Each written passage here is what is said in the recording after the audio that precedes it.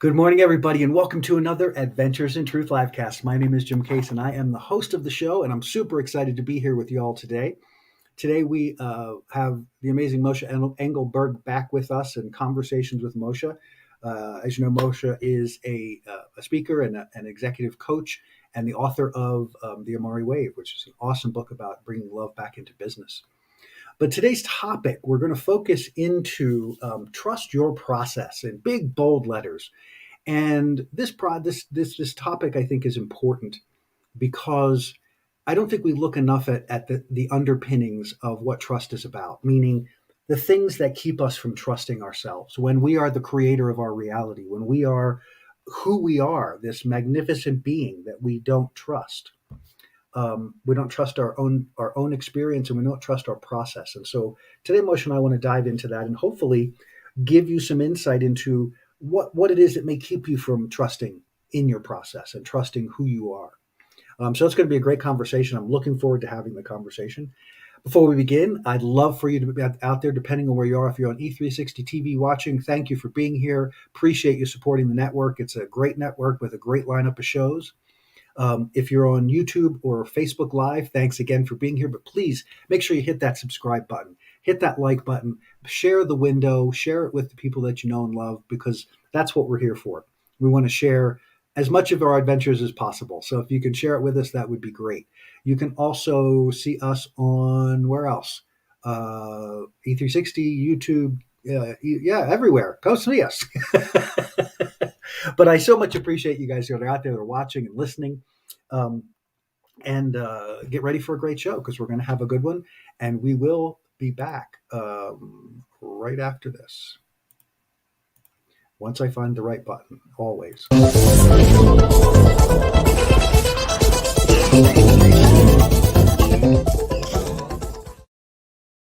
All right. I am super excited, guys. Starting tomorrow, I believe, is the Activate Your Evolution Retreat. I'm sorry, I'm looking for my button here. And there it is. All right. Activate Your Evolution. I am so excited about this retreat. I'm going to be presenting at this retreat. We're going to be looking at ways to help shift state as a way of transforming fear.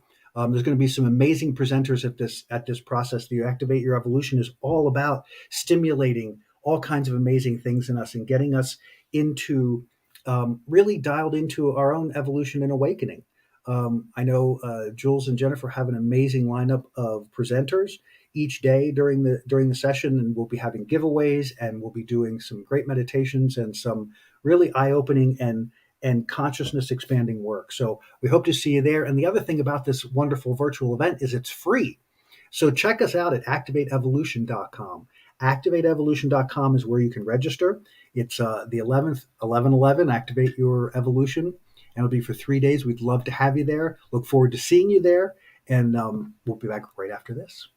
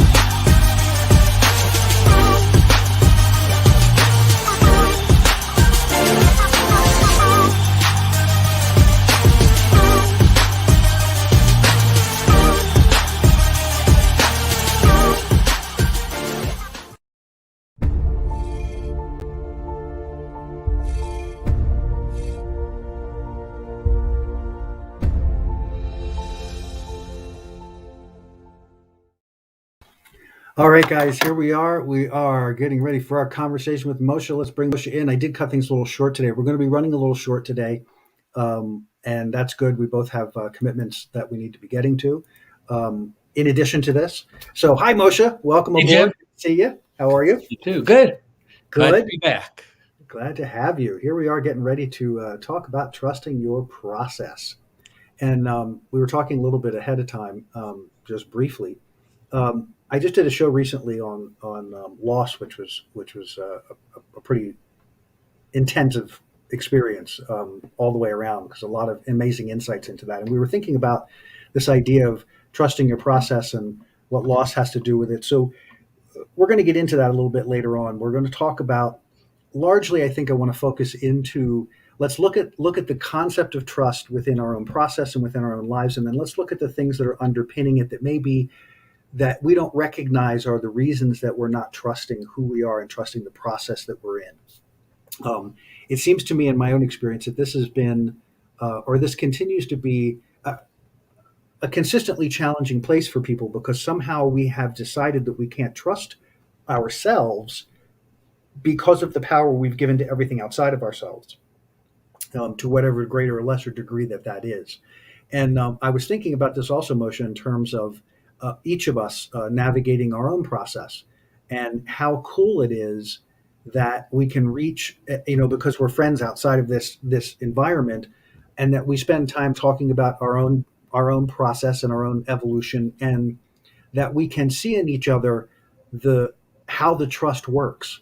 That, yeah, sometimes you're confronted by difficult truths, or sometimes you have to look at something, a behavior, or a belief system that we've held on for a long time. But because of the underlying trust in the process, there is a willingness there that you just kind of stop and go, okay, and you just take it in. And one of the things Moshe and we'll talk, and he'll say, okay, I'm full, can't take any more right now, you know. Right. And so we get to just trust that, and then we take that into our own experience and stay in that state of trust, to let the process unfold naturally, because what we realize is there's nothing to be afraid of, absolutely nothing to be afraid of. So give us a little intro, Moshe, if you want to, or your thoughts about what I've said so far, as far as diving into this whole idea of trusting your process. Yeah, I love this topic. And I think trust is really critical to how we move through life. If it's fear based, if it's rooted in love, if it's some variation.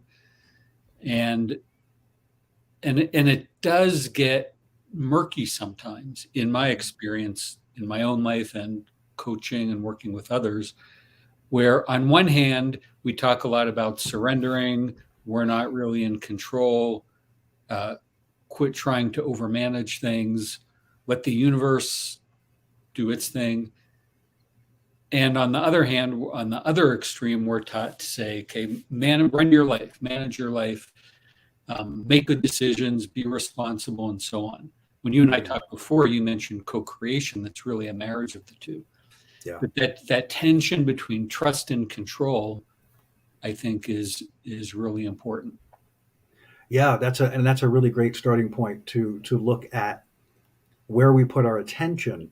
And what I mean is that when you talk about control, that is the imminent expression of lack of trust. To me, control is ultimately the experience of, I don't trust anything or anyone except my ability to do. And if I can do, then my world is good. And it is an approach. And again, it's not about judgment of what's right and what's wrong. This is about illuminating things so that you can see them from a different perspective. And while control can be a valuable tool for a period of time or for a moment, ultimately, I don't feel like it doesn't build trust, for sure. It builds, and to me, it kind of builds an inflated idea of who I am, because I can control a physical environment. But that person is not connected to the who I really am. Does that make sense? It does. It It's does. like it's a connection to a very limited focus. And so, yeah, you can accomplish through that. Yeah, you can. But is that about trusting your process, or is it about forcing your will? I guess is where I'm going with that. Yeah, that's a good distinction. What if we make it very concrete with an example like driving? Mm-hmm. So when I'm driving, I need to, quote unquote, be in control in terms of managing where I'm going, Mm. when I step on the gas, when I brake, noticing other drivers, and so on. So there's an aspect of Interesting. control, or at least management. And yet, Different again, but a good point that you make. That's a very different experience. But go ahead, we'll go back to that. yes. And the things I can't influence the weather, for example. I don't know when the light's going to turn green or red, and so on. So there's things that are controlled by other forces, and then there's the notion of the universe. Is there going to be an avalanche and a rock slide? And who knows? So, yeah, to me, maybe that's a good place to make this very concrete. What do you say? Yeah, it's a good example, and interestingly enough, I have a very different experience of driving. Um, while while I do have an element of control that exists that I still tend to deal with, for me, driving is about my ability to respond. So it is knowing where my energy is and what I'm doing in the context of driving and being attentive to that in the context of driving. So if I'm driving, I know in responsibility that I need to be in relationship with my environment, which is not necessarily about being on my phone. It's not necessarily about focusing on other things, but that happens, right?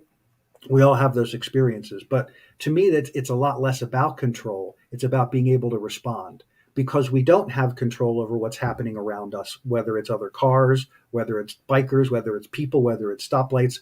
But what we do have the ability to manage is how we respond to it and being in attention to it. So that to me reflects another level of trust in my own process because I'm not worried about what they're doing. I'm focused on what I'm doing and being aware of what they're doing. Hmm. Does that make sense? Yeah. So the place that I go haywire is when I want to control them. I remember your That's stories about that. I know that's where I go left of center. Is I'll be out there in my groove, right? I'm in my zone.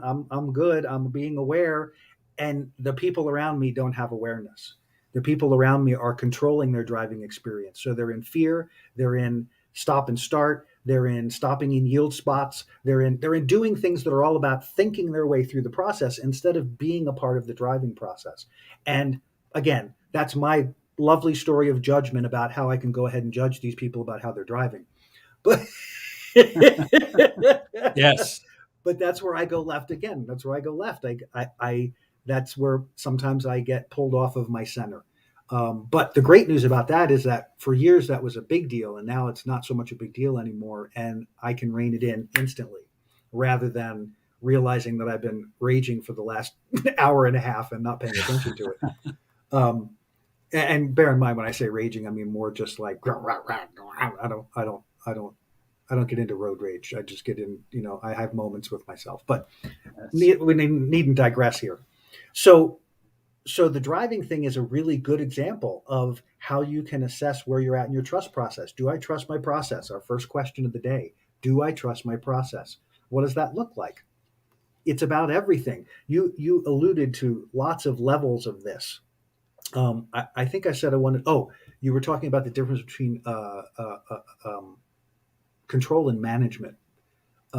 Management's a whole different energy to me than control. It can be the same energy, but for me, again, it's a very different energy. If I'm managing my energy, I'm not trying to control it. I'm just being aware of it so I can see what it's doing.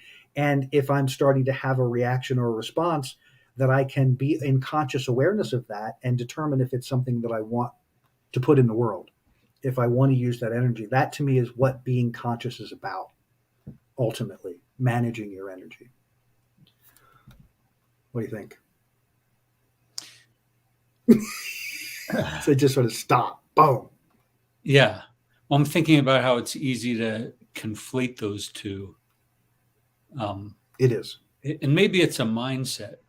So if I think about managing my energy, I'm making choices where my attention is, what I'm focusing on, what I'm thinking about, and so on. I could also use the word control. I'm controlling where I put my energy and so on. But maybe that's a nuance that's not really useful. Because I think you're talking about control as, even when I say the word, it's like I tighten up. Yes, it's a clamping down. It's a That, Yes, yes. it's a dialing in. It's that restricted focus. It's I'm controlling this thing. Yeah, there's a So difference in the motivation of the energy. yeah, Technically, energetically, I can feel the difference even if when I say the words. yeah, I'm the same way. Yeah. As you're talking, I'm thinking the difference between management and control.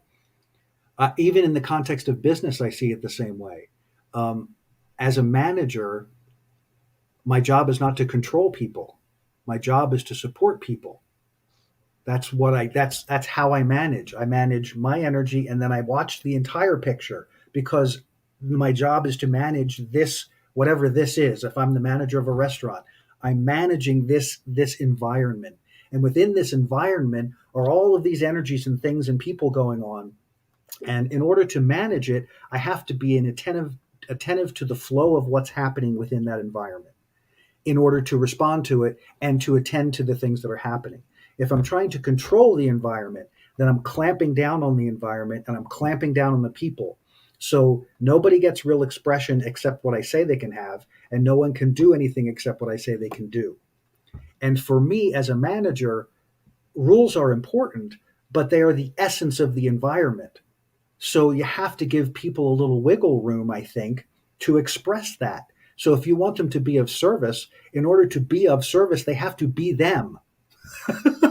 So I want them to show up. I don't want a robot to show up. I want them to engage the people in a very natural, wonderful, easy way, which is why they were hired because that's how they impacted me, Yeah. right? That's how I see the difference. Does that help distinguish it a little better? It does. It does. And it explains the reasoning under when you said control is the opposite of trust. Yeah. Because control is used to manage when I don't trust that I have power, that I don't trust that I have influence, when I don't trust that I have the ability to step into this environment or step into this experience. And And underneath that, I would imagine is fear. absolutely, absolutely. And the other piece, which I mentioned to you earlier about loss, we are so loss driven in our human experience, and especially in this country, in that fashion, that everything is a win lose dynamic. That it's hard to develop or be in trust if you're living in that model, because in that model you are constantly at effect in some way, shape, or form. You are victim to in some way, shape, or form if you live in the lost world, if you live in the world that I can lose. Yeah. And the other part of this that I think is interesting about the trust process is control makes us attentive only to outcomes and how to get to an outcome.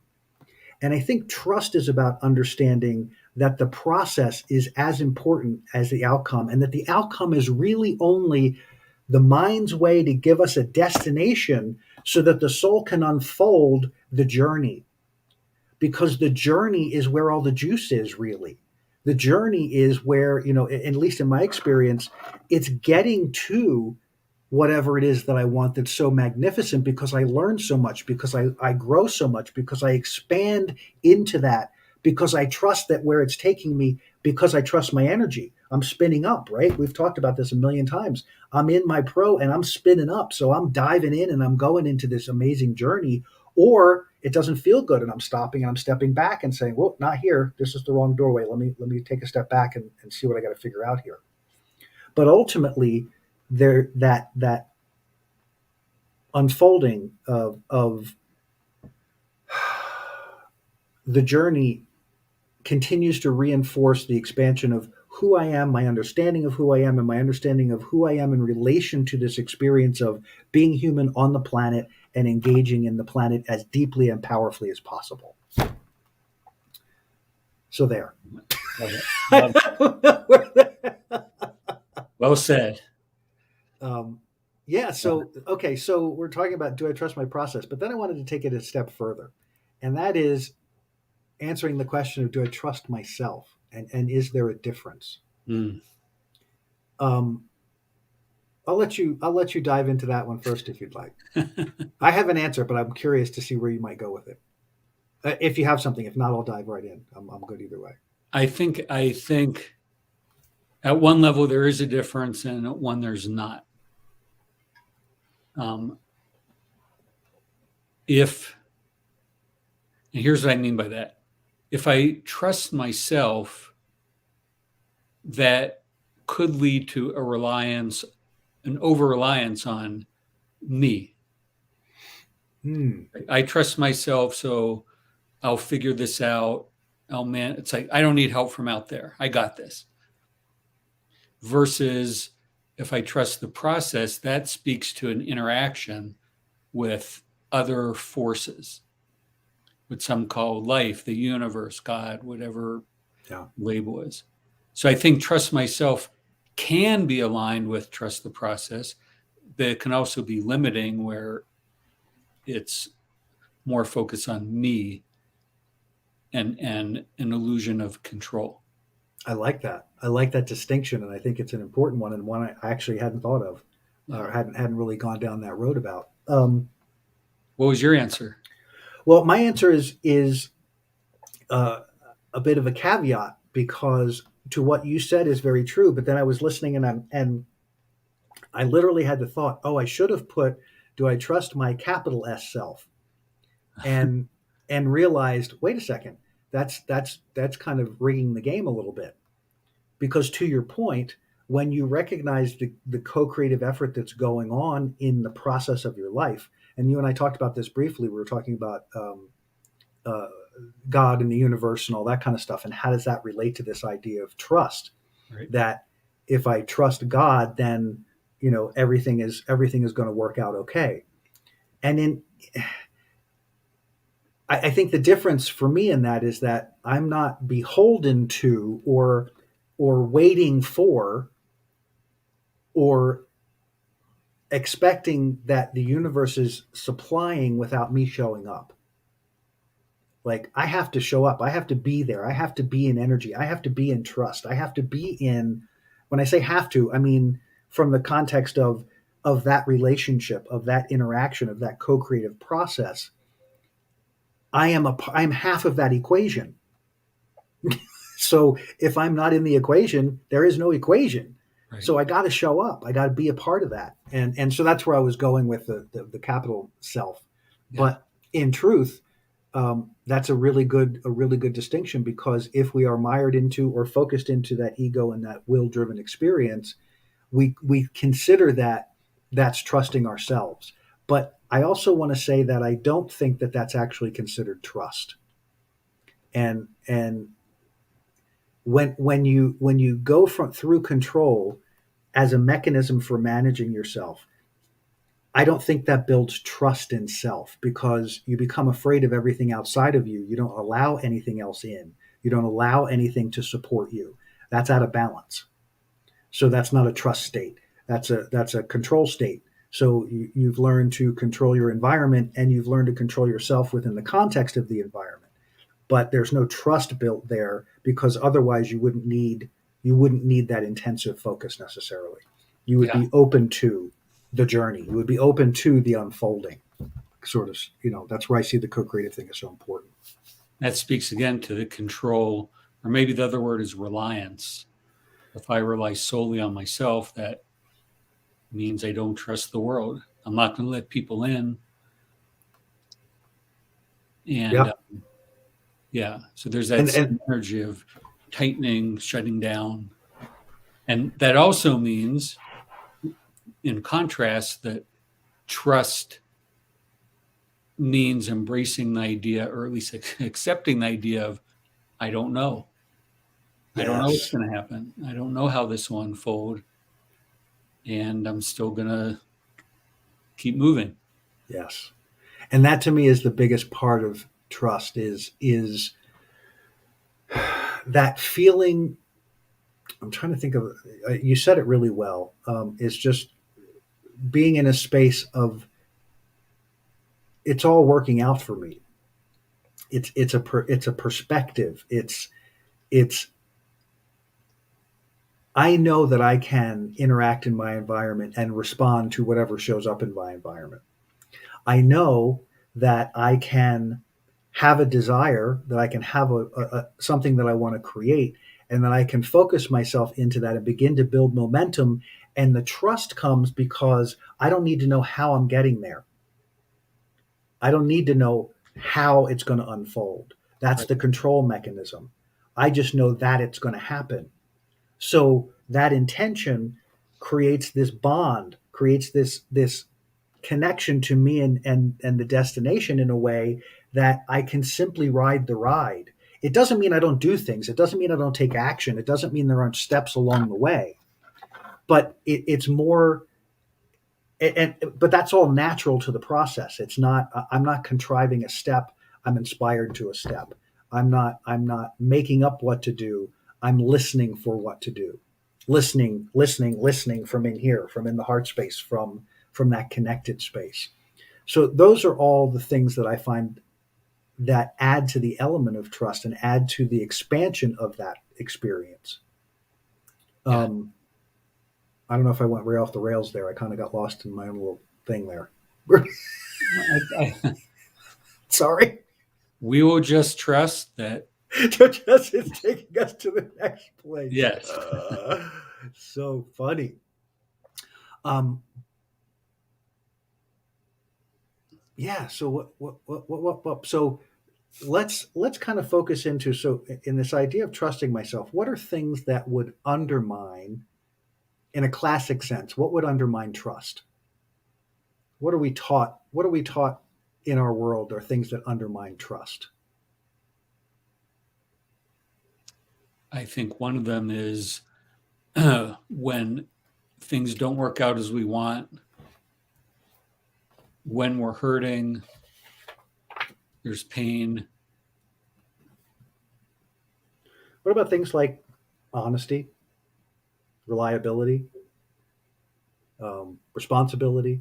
How those undermine trust. Yeah. That if we're not honest, it's hard to Oh, I trust. see. If those things are If we're not lacking. reliable, we're hard to trust, or we tend not to trust. Right. If we're not responsible, we tend not to want to trust. Right.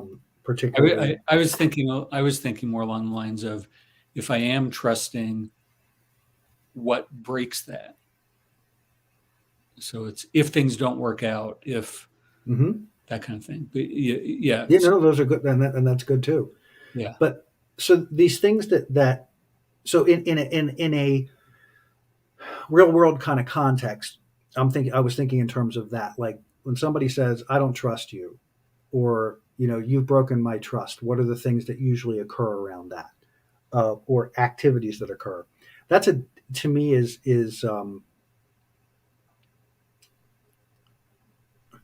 I still think the inner worlds and the outer worlds are very reflective. I mean, I don't see how that changes. So if I create a circumstance in which someone doesn't trust me, that is a reflection of my lack of trust in myself. Because how could I not be trusted if I'm showing up, and I'm showing up? Well, how about if we use a real concrete and a common example of someone in a committed relationship has an affair? Mm-hmm. So how would you apply what you just said to that? So there's so many parts and pieces to this. Okay, so we have to consider from the get-go that the event was the end, not the beginning. Yeah. So the lack of trust in that experience goes in a lot of different directions.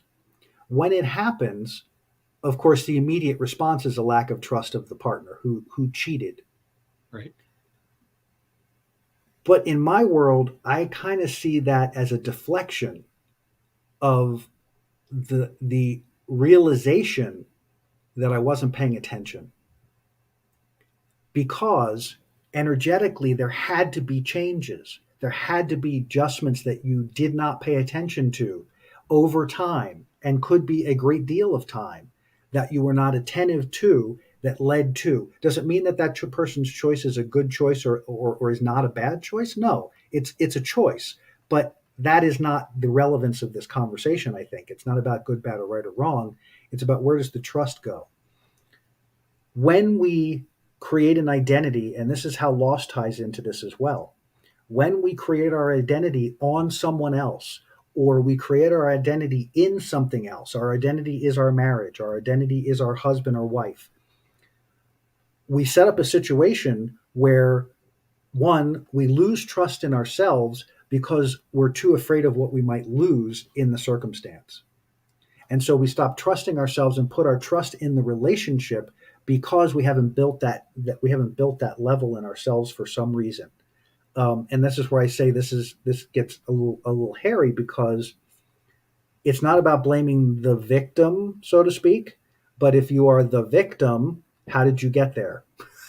Right. Right?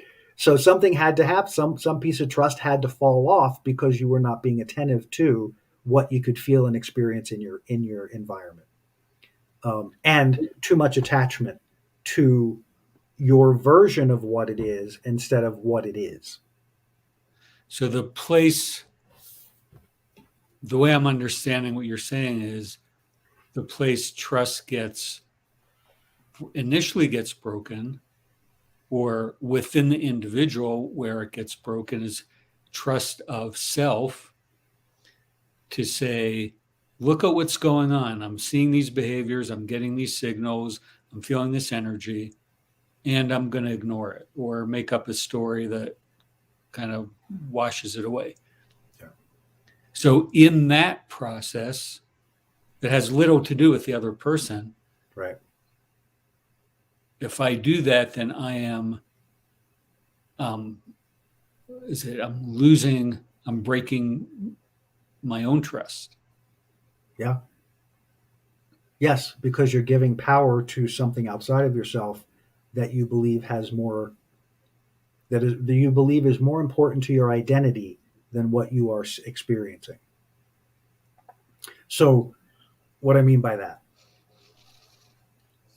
when we, especially, it happens a lot in relationship, is we lose our individual identity, meaning, I gotta think of a better way to describe this, because so I'll use my relationship as an example. In the context of this relationship, um, we love each other deeply. We're deeply connected. But one of the conversations that we can have sometimes is a frustration where Mike might put more on me for permission about things in the relationship. He won't take a step because he doesn't know how I'm going to respond, or doesn't know what I might say, or wants me to make the decision. That to me is a trust process a little bit. And part of how I have to reinforce the trust is not making those decisions, but reinforcing his ability to make decisions. In the context of relationship, my identity is not tied to who he is. My identity is tied to who I am, and I am sharing that, and as he is sharing his. And of course, it gets mired and weird sometimes, but you have to really be conscious continually of who you are in the context, because what brought you together was the who you are and who they are. An energy connection there that said, this is going to be enhancing us both. This is a good thing potentially. Let's get together and see how we can support each other to be even better, be even more, be even greater than, and that's not all conscious stuff, but I think that's all that feeling that comes, and that anticipation is that energy that's stimulating the potential and the possibilities. Yes. And so dialing into being able to stay in your identity, trusting who you are. It doesn't mean that you aren't going to make mistakes. It doesn't mean that you're not going to, put your foot in it periodically. But when you know who you are, you can stop and acknowledge that you just put your foot in it and go, "Oh, I really didn't want to put my foot that way." I'll give you an example. We had a conversation yesterday about oh I I'm heading on a trip later this morning, and we were deciding which way to go. I was deciding which way I wanted to go with some friends, one direction to camp, or with some friends another direction to stay in a hotel. And we're going on a mountain bike adventure for 3 days. And I was back and forth and back and forth. Anyway, I asked Michael as we were driving, we had woken up and we were getting ready to go, and he was not quite awake, but I asked him if he would book my room because I decided I should probably get the room, and I was driving. So would you mind taking care of it? Because he had the app and he had the credit and all that good stuff. And it turned into this like ridiculous mechanical process that just wouldn't end. He couldn't get the phone to work right. He couldn't get this to work right. And he kept pissing and moaning about it and frustrated about it. And then I'm getting frustrated because it's like, how hard is it to make a reservation? And I can't get it. And this went on for an hour, just nonstop, an hour of this crazy. And I'm just getting less and less impatient. And I'm like, dude, do you realize this goes on every single time you do something like this for me? And I'm not saying it as a judgment, but I'm presenting my observation because I don't get it. Why does this happen? And then he started to feel blamed, and I'm like, no, I'm not blaming you. And then I took the dog for a walk, and as I'm walking, I have this epiphany of, oh, Jim, you did it again. You know, when Michael wakes up, he's not human for an hour, at least. He can't function. He doesn't think. He needs his coffee. He needs his time to get his brain together. And the same thing happens if he comes home from work. He needs a good hour to defrag before I can jump in to go somewhere with him. And I forget that. And so I'm in my head, I'm in my day doing my thing. He comes home and I'm like, boom, here's the stuff we want to talk about. And he goes, and tries to stick with me, but his energy is nowhere near it. But the point of it is, in the end, I immediately picked up the phone as I was hiking, and I like, Siri, call Michael. And I'm like, Mike, hey, I just want to tell you, I just want to apologize. I just realized I'm really not trying to blame you about this stuff. But what I realized is that I keep asking you for this stuff when you're not prepared to show up for it because you just woke up. And I know that. So I apologize because I'm not being thoughtful about the fact that I know that's how things are for you. And then I'm getting frustrated because the result is not turning out the way I think it should. Change what you're doing, right? So again, trusting the process, trusting yourself is like saying, I can take responsibility for this. I can own this because I'm not afraid of it. It's not going to hurt me. It's not going to kill me. It's not going to destroy me. It's not going to end my relationship. It's something I need to pay attention to. And how can I attend to this that builds even further trust, not only with me, but with my partner? Beautiful. Because now I've stepped into a place of trust and gone, oh, wow, what did I do here, you silly person? And I didn't judge me for it. I just went, ugh, dingbat, could have had a V8. But does that kind of make sense to where I'm going? Makes a lot of sense. Yeah. Okay. Yeah, that's a great example. And in that, there's also the idea of what I would call discernment.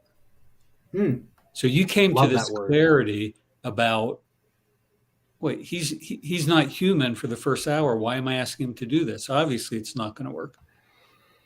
You could have arguably made up a story of he just doesn't want to do things for me, or he's this or he's that. Mm-hmm. And that was going on too. That was part of the frustration earlier in my head was going, why does he do this all the time? And looking to make up a story. It was definitely there. Right. So I'm not sure if this is I'm not sure how this fits in trust, but the idea is, so you have this story going on of he's not willing to help me and whatever that's about. And then this other explanation of, oh, he's not awake. There's no bad intention or malice. It's on me to recognize that. So you could have gone either direction. You want to know what the difference was? And quote unquote, trusted either one. No, I couldn't have. One was energy up, one was energy down. Seriously, it's that simple. When I was having that spin, there's no positive outcome in that spin. There's no positive outcome in which I blame Michael for anything in that situation because I have to make up a story to make him wrong. Yeah. Right? I have to come up with some version of whatever I think reality is. And none of that feels good. I don't care who I am. I love that. Energy up, energy down, which you say a lot. Yeah. And so there I am on the mountain having this moment of, and that was literally what happened when the thought went through. I went, I was walking, me and Tucker tooling along, and I'm contemplating this, and all of a sudden the thought was, Jimmy wasn't awake yet, and I went, oh my gosh! And then the whole thing unfolded, and my energy was going wee wee wee, And then I immediately, I sat with it, I stayed with it for another minute to make sure it was stable, like it wasn't some weird aberration, and it just got better. And I went, oh, I got to call Michael. Bang, called him immediately. I got to share this energy with you because you are not the problem. Please do not leave yourself in the position of being the problem, because I knew that's where he was, regardless of how many times I'd said, I swear to you, I'm not trying to blame you. He was feeling blamed. But understand that he was feeling blamed because he knows it happens too. Right. He just doesn't know why. So Right. he can't come up with a good reason. He just is like, I don't know what to do with this. Right. And I feel picked on. Got it.